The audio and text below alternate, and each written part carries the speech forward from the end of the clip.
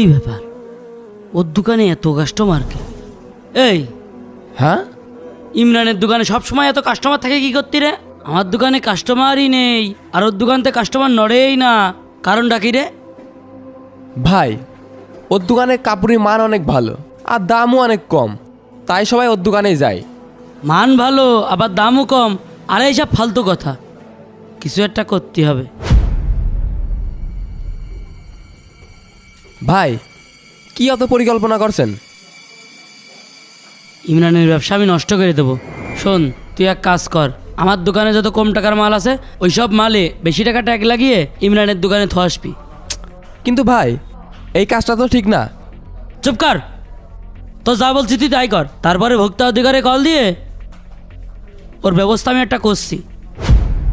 কর্মচারী হৃদয় পাশের দোকানদারকে ফাঁসানোর জন্য পুরাতন কিছু মাল বের করলো। তারপর জানুয়ারি মাস চলে আসলো, ডিসেম্বরে ভাড়াটা দিলাম না।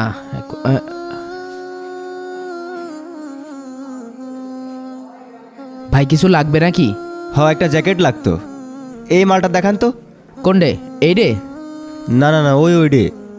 এই রে? হ্যাঁ হ্যাঁ, দিচ্ছি, দাঁড়ান ভাই। ভাই জ্যাকেটটা নতুন কালেকশন, ঢাকাতে এসে খুব ভালো, খুব চলছে। এটা গায়ে হবে না ভাই আমার?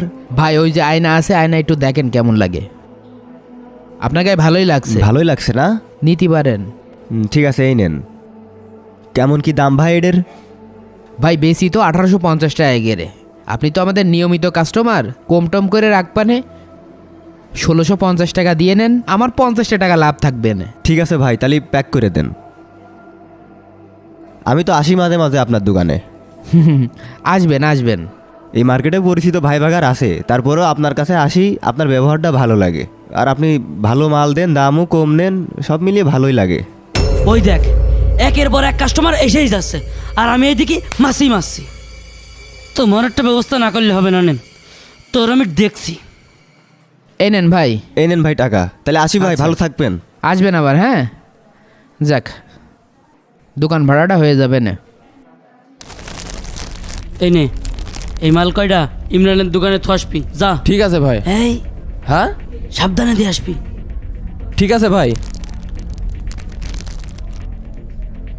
দাঁড়াও চান্দ, তুমি এবার ব্যবসা করো কি করে তাই আমি দেখছি। ভোক্তা অধিদপ্তরে একটা কল দি।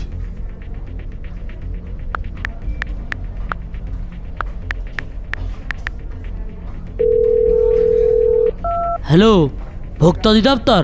জি বলুন। স্যার, ইমরান ক্লথ স্টোরে তো ডাকাতি চলছে। মানে ঠিক বুঝলাম না। ওরা কম টাকার মালে বেশি টাকার ট্যাগ লাগায়ে ধোমায়ে বেচছে। কি বলেন, তাই নাকি? ঠিক আছে, আমরা আসতে। হ্যাঁ স্যার, আপনারা তাড়াতাড়ি আসেন। ওকে। হ্যাঁ শোনাচ্ছেন পিত লেখক, তুমি এবার কি করে ব্যবসা করো তাও আমি দেখছি। জোহরের আজান দিয়ে দিল, সে কর্মচারীটাও খাতে গিয়েছে। দোকানে যে কাজ থুয়ে যায়। খারাপ কাজ শুধু আমার দিয়েই করায়, ধরা বলে কি যে হবে নে। হৃদয়, এই ভাই এদিকে আই। হ্যাঁ ভাই। আমার দোকানের কর্মচারীটা দুপুরেই খাতে গিয়েছে, এখনো আসেনি। জোহরে রক্ত চলে যাচ্ছে, আমি তো নামাজ পড়তে যাচ্ছি, তুই একটু 10টা মিনিটের জন্য বসবি? ঠিক আছে, আপনি যান, কোনো চিন্তা করেন না। যা দোকানে বস। কেউ দেখছে না তো? চলে গিয়েছে, এই সুযোগে মালটা টাকা মতো কি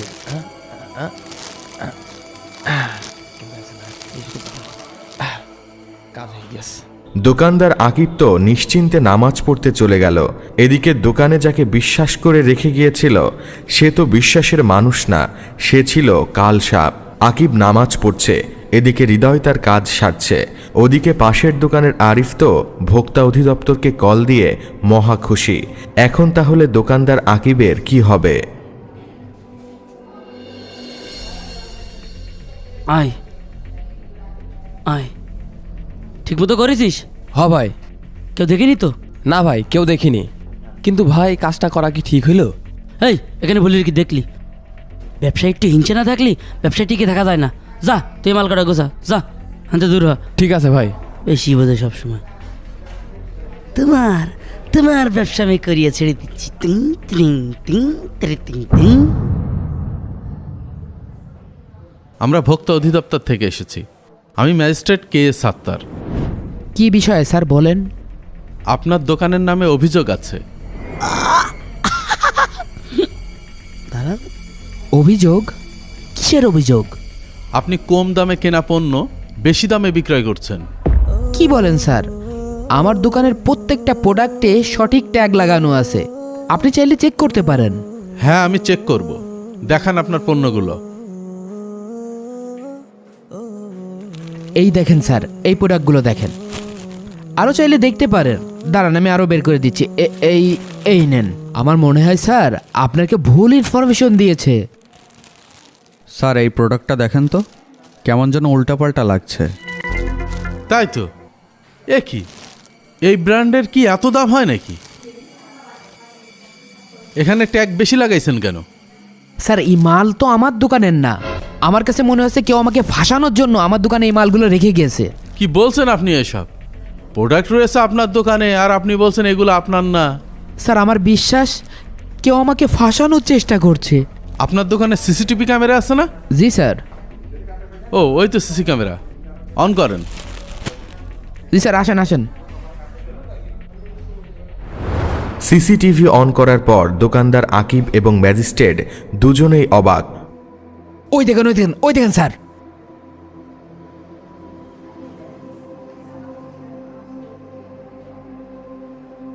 দেখেছেন স্যার, আমি আপনাকে বলেছিলাম না স্যার, আমাকে কেউ নিশ্চিত ফাঁসানোর চেষ্টা করছে। স্যার ওই ছেলেটা তো ওই পাশের দোকানের কর্মচারী স্যার। স্যার সেদিন আমি নামাজ পড়তে গেছি, ওই যে স্যার ওই দোকানের কর্মচারী এসে আমার দোকানে কম দামের পণ্য বেশি দামের ট্যাগ লাগিয়ে দিয়ে গেছে। এই শফিক, জি স্যার। যাও তো লোকটাকে ধরে নিয়ে আসো। জি স্যার।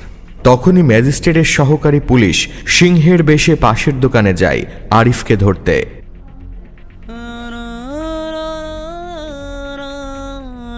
এই উঠুন, স্যার আপনাকে ডাকছে, উঠুন। স্যার আমি কোনো কথা নয়, দোকান থেকে বের হন, আসুন। পুলিশকে দেখে ভয়ে আরিফের গলা শুকিয়ে যায়। চল চল আমার সাথে। স্যার আমি কি করেছি? আমার করে নিয়ে যাচ্ছেন স্যার? গেলেই বুঝবি। আমি কিছু করিনি স্যার, ছেড়ে দেন। স্যার এই যে। ও, আপনি আপনি একজন নিজে ব্যবসায়ী হয়ে কি করে পারলেন আরেকজন ব্যবসায়ীকে ক্ষতি করতে? আমার ভুল হয়ে গেছে স্যার। আসলে আমার দোকানে বেচা কেনা হয় না তো, তাই হিংসের জন্যই করে ফেলাইছি। আমাকে ক্ষমা করে দেন স্যার। আপনি জানেন না ব্যবসায় হিংসা আর প্রতারণা ইসলামের শিক্ষা নয়? হযরত মুহাম্মদ সাল্লাল্লাহু আলাইহি সাল্লাম বলেছেন, সৎ ও আমানতদার ব্যবসায়ীরা কিয়ামতের দিন নবী ও শহীদদের সাথে থাকবেন। স্যার এই জন্য আমি সবসময় সৎ পথে ব্যবসা করার চেষ্টা করি স্যার। সেই জন্য অন্যান্য দোকানের তুলনায় আমার দোকানে কাস্টমারও বেশি স্যার। এই কারণে আমার এই মার্কেটে কিছু শত্রু তৈরি হয়ে গেছে। শোনেন, ব্যবসায় সৎ থাকা শুধু আল্লাহর সন্তুষ্টি অর্জনের জন্যই নয়, বরং এটা সমাজের জন্য বরকতময়। জি স্যার, আমি আমার ভুল বুঝতে পেরেছি। এমন ভুল আর কখনো করব না। আমাকে ক্ষমা করে দেন স্যার। তাই আসুন আমরা একে অন্যকে হিংসা করা বন্ধ করি আর সৎ পথে ব্যবসা করি।